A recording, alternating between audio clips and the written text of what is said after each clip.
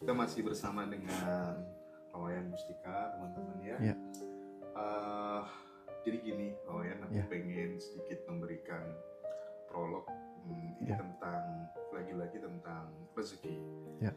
Karena aku tuh banyak sekali ketemu sama orang Ya. yang mengkampanyekan tentang ketulusan. Ya. Tapi endingnya di belakang seiring berjalannya waktu tetap motivasinya sebenarnya adalah uang, Ya. gitu ya. Sehingga dan itu bisa saya generalisir. Saya mengalami hal-hal kayak gitu banyak banget terjadi dalam hidup saya gitu.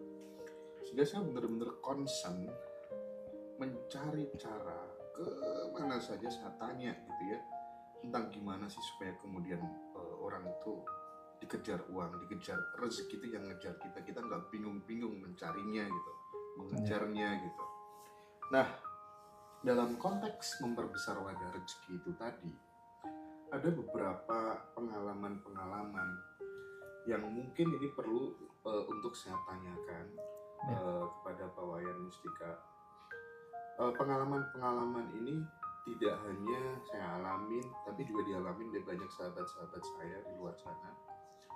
Ketika kemudian dia ditipu, dikhianati, ketika kemudian dia berbuat baik sama orang lain, terus kemudian dia berusaha untuk membangun sifat di mana dia tuh benar-benar bisa dipercaya sama orang, orang tuh khawatir kehilangan dirinya, itu bisa nggak sebenarnya sebagai upaya untuk memperbesar wadah rezeki kita gitu.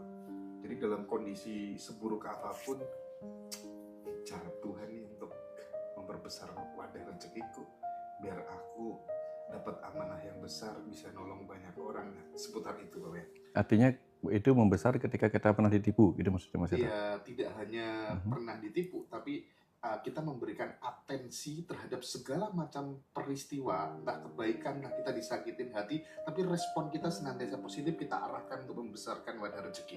Ya. Banyak orang yang berhasil gara-gara seperti itu. Bagaimana pendapat Pak? Ya, betul Mas Hendra.